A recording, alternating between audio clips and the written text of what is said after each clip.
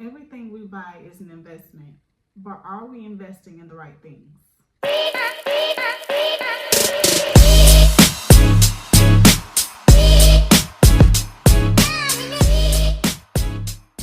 So, if I've never mentioned it before, I'm actually in school right now for taking accounting classes. And this semester, I've been in payroll and taxes. And taking these classes, especially taking them together, has definitely shaped my mindset on how I view like taxes and how they work and things of that sort. And we're just really learning the gist of the ins and outs of taxes. But one of the things that I've really been paying a lot of attention to is how the things that we spend money on, things that we invest in, help us save money on taxes. And I think this is something that a lot of people are missing, especially the younger generation, and especially people who may feel like they don't have money to make investments, or they don't have a lot of money to pay taxes. But I think there just needs to be a little bit more education on how it really works, and the reason that we have taxes, which everybody should pretty much know that, and then how you can save money on taxes, how you can not have to pay money that you shouldn't have to pay. And so I've been learning so much about that. And there are things like, for instance, when I was taking my payroll class, I was reading the information for my payroll classes, and it was talking about how the money that it costs to hire an employee. So this is something that's very widespread. It's not anything new or anything, but when you're able to see it spelled out, it is very eye-opening. So the job, I've worked in banking, and working in banking has also shaped my mindset on a lot of different things. But I know that working in banking, like a bank job and working for any sales position, you're gonna have quotas. So you're gonna have a certain amount of money that you have to make the CEO or make the company to keep your job. And if you're not making those quotas, there are different things that can happen up to termination. And so when I was taking my payroll class, and it was basically spelling out how much it costs to hire an employee, wages, workers' compensation, benefits, taxes, all these different things that comes with hiring an employee, that even if they don't sign up for things, there are things that automatically the company is paying for. And it's expensive. It's expensive to have employees. And it really put things into perspective of why, when companies hire employees, especially for a sales position, why they want us to make a certain amount of money. And I believe that it's because they need a return on what they're paying out. So if you just getting hired somewhere and you're costing a company 50 to 100,000 or more every single year, yeah, they're going to make sure they're going to give you a sales quota. They're gonna give you something to do that's going to help them bring in more money. And if you have a business to where you have employees, but your employees are not bringing in, if you're paying at least 50 grand a year for your employee, but your employee, the job that they have isn't contributing to how much money is coming back into the business, you're not getting a return on your employee. Or if you do have the position set up to where they're supposed to meet a certain quota, but their quota, maybe you pay out $50,000 for your employee every single year, and you make their quota to bring money back into the business 80,000. They're making you back the money that you spend on them in that year, and plus a profit. And I don't know, some people may sound like that's not right. Why are you trying to make money off me? Well, that's the point of being hired as an employee, right? And you don't want a lot of companies have high turnover rates because they don't want to spend all this money on an employee and they're not getting a return back on their funds. And so that it really opened my eyes to that perspective.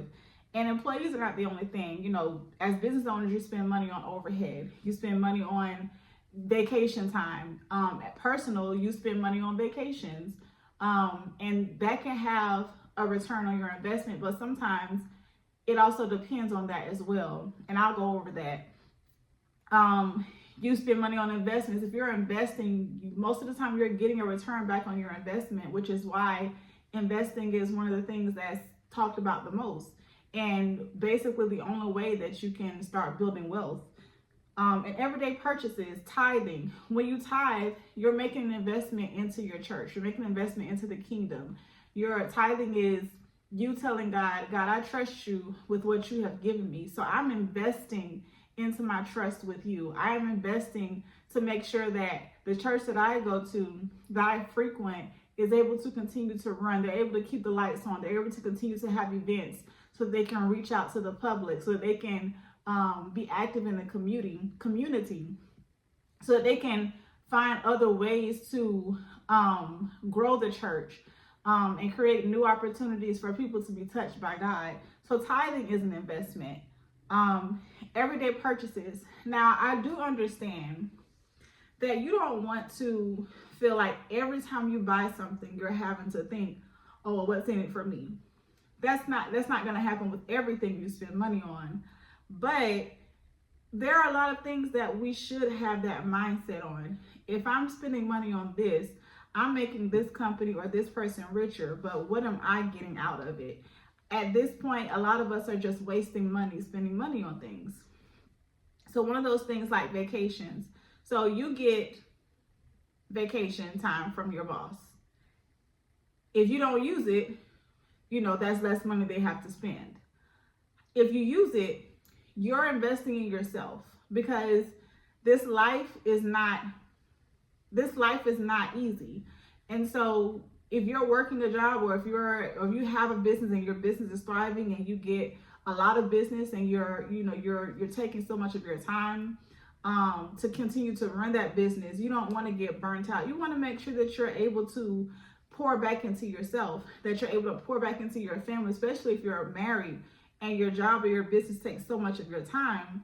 Investing in a vacation is you pouring back into your marriage, is you pouring back into your children that you don't get to see every single day, maybe, or you don't see them most of the day.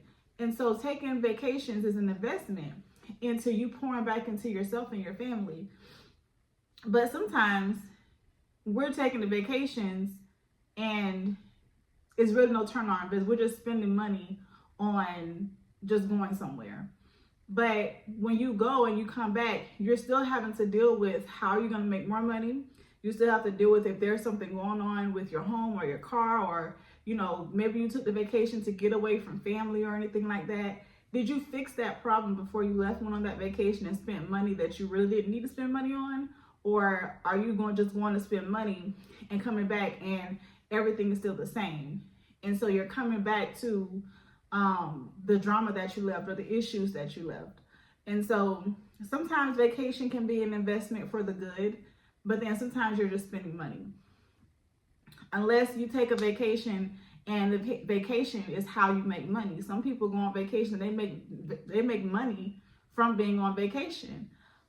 So it can be an investment as well. Everyday purchases. This is definitely for business owners. When business owners make investments like purchasing capital investments like homes, or even just everyday stuff like paying your light bill for your house. If you're a business owner, you find ways to use your house to run your business, because paying your light bill is now an investment that will help you write off taxes on your business. Or allowing people to have events in your home, and so you do upgrades to your home, or just different things that you may do, everyday expenses, just to make sure, and it may be fairly small, or no matter whatever your income level may be, it may be very small in comparison to that, but it's like an everyday purchase. But like I said, it can be used to create an investment where it may help your business grow, or just different things that you're able to spend money on within your business and helping it grow. But what about those little things that you may spend money on that are not necessary for the business? They're not doing anything to help your business grow. You're just basically spending money. Your health is an investment because you need to keep living. That may not directly impact your business, but personally, for you to keep running your business, or for you to keep being in good shape to live the life that you're wanting to live, investing in your health is going to be an investment. So it is, a lot of things are, how do we see it? And what is it that we may need to cut back on or cut out all the way, because we're not getting anything from it. It's not helping us grow. It's not growing our bank accounts. It's not really doing anything for us. And so with that being said, I'm recommending for all of us to do something, because I need to do it as well. But just lately, after studying this and looking at my own life, I've realized, like, man, with everything that we spend money on, there are going to be some things that we spend money on that we're just going to spend money on it. It's something that we need or something that we want, and we're not going to get a return for everything, right? Some things are just for our enjoyment. Some things are just for entertainment. We're not going to get a return on every single thing. But there are some things where we can look at it and say, how is this helping me grow? And if it's not helping me grow, do I really need to spend the money? Do I really need to make this investment? Because at the end of the day, I'm making Amazon richer. I'm making Target richer. I'm making Royal Caribbean richer, whatever the case may be. So what I want to recommend is we sit down and do a evaluation of our spending. And this is kind of the same as like creating a budget, but I mean like a comprehensive sit down with ourselves, and we look at bank statements, or you go online and you look at your transactions for the last 2 or 3 months, and really look at it and ask yourself some questions. With everything that you spent last month, put it in categories and just really like analyze and look at it and say, how is this helping me? When I spent money on this, or one of the examples is eating out. So we have to eat. We need nourishment, right? But when we spend money, so for me, for the last few weeks or the last few days, I have been really on this journey of I have to get my eating habits together. I lost a lot of weight over the last year, about 30 pounds, 30 to 40 pounds, and I don't want to gain that weight back. So what type of return, when I go out and I buy food, what type of return am I getting on my investment? Am I just making McDonald's richer? Because their food is really not going to help me lose a lot of weight depending on what I buy. It's just going to help me gain weight. It's going to either help me stay steady in the weight that I am, or it's going to help me gain weight. If I go to, I'm trying to think of some positive place. Not a positive place, but a healthy place. But if I go to a healthy restaurant and I buy their food, I'm making an investment into their business.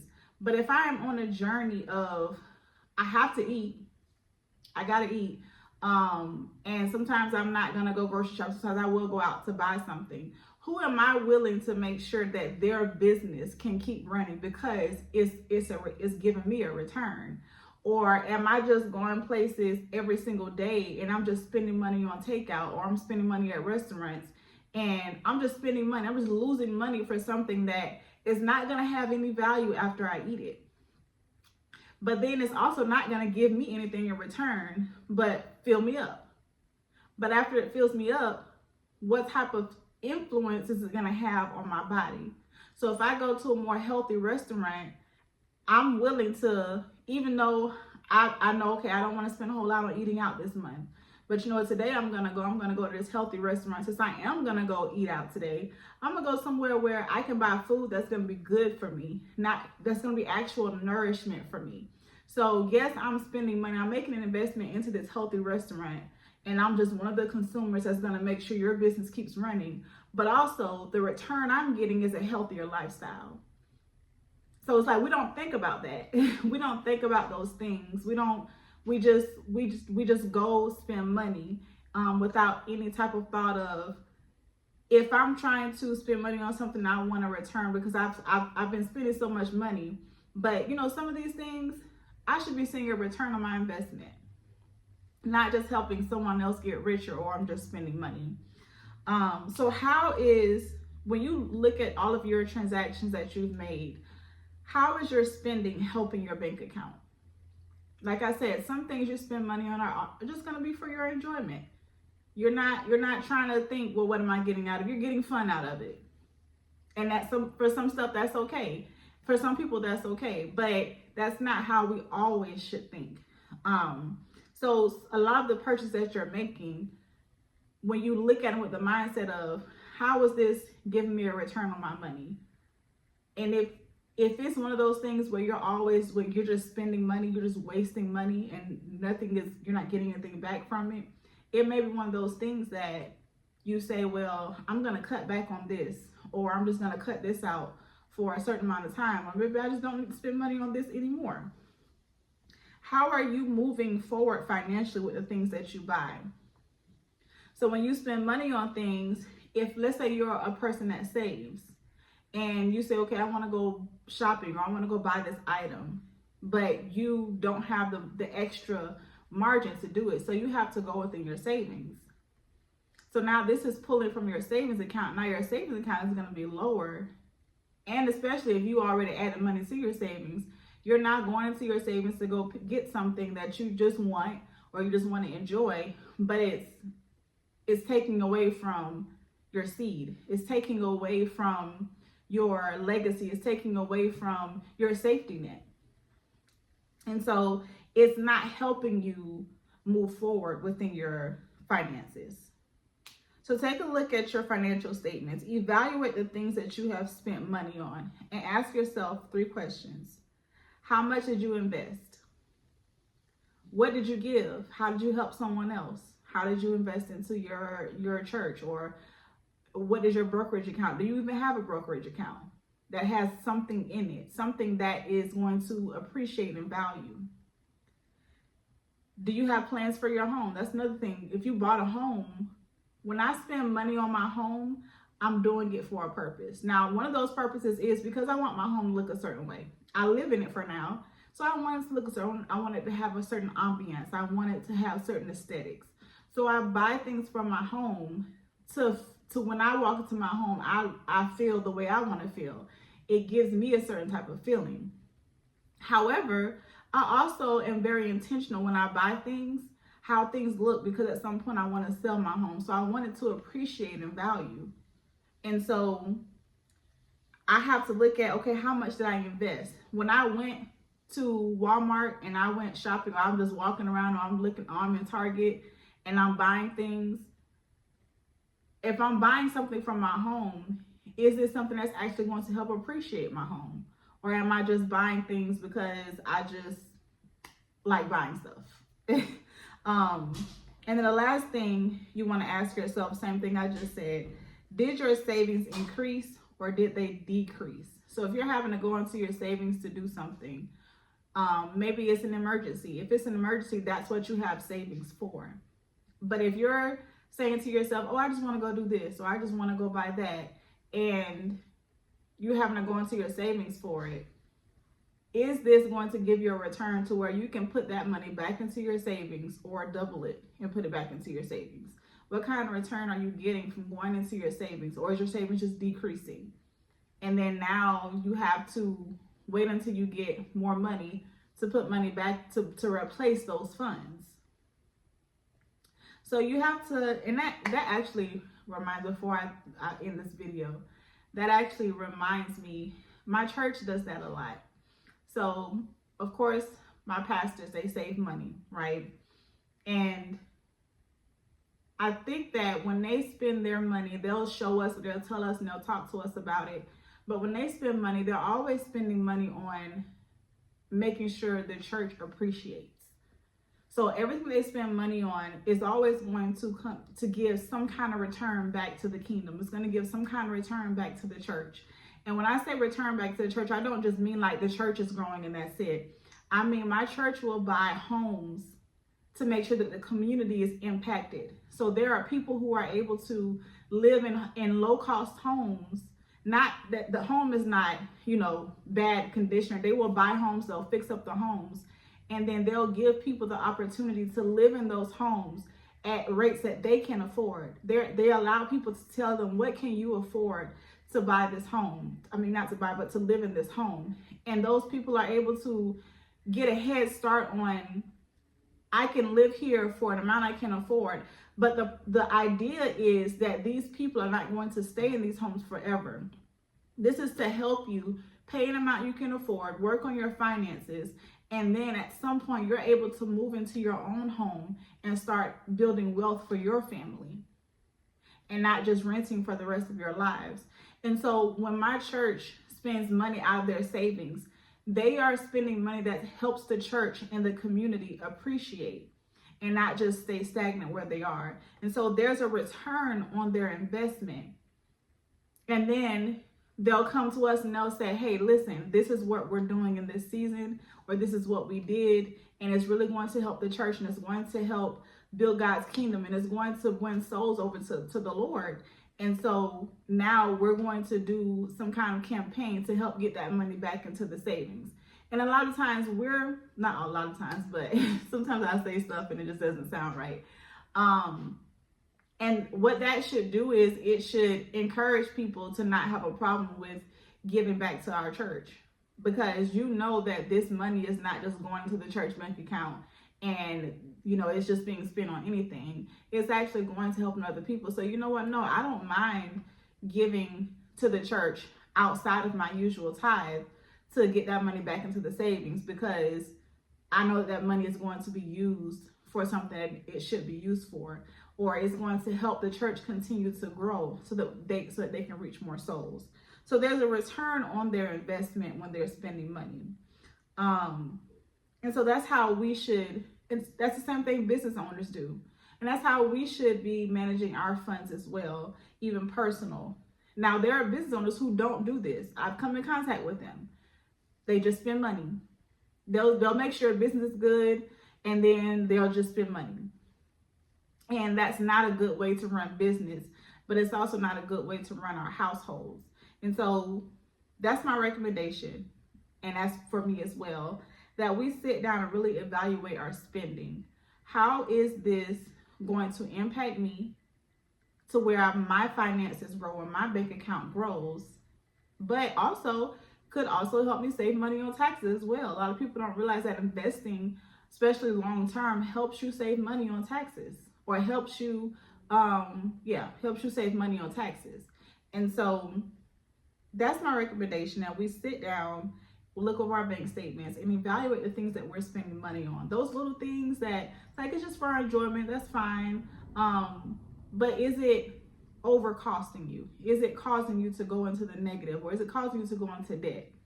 Those are the things you want to look at. If it's just costing you more money than what it's giving you, it might be that time to say, you know what, I'm going to go ahead and cut this out, or I'm going to cut this back. And so that's it for today. I just want us to get into the habit of looking at what things are costing us, and even when you cut it back, or when you look at how it's impacting you, what type of return. So the idea is to cut back the things that are costing us, but invest more into things that bring us a greater return.